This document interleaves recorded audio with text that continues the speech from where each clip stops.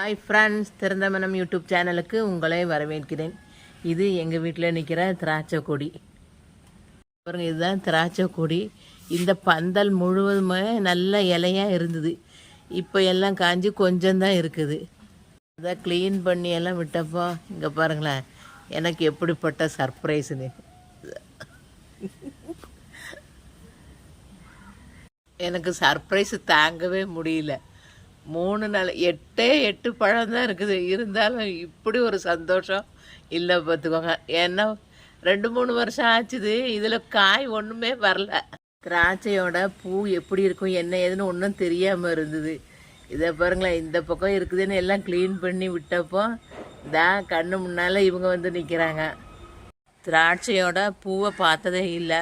பார்க்கலான்னு இருந்ததுக்கு அதை பார்க்க முடியல. இதுதான் இப்படி சர்ப்ரைஸ் கொடுத்துருக்குதே.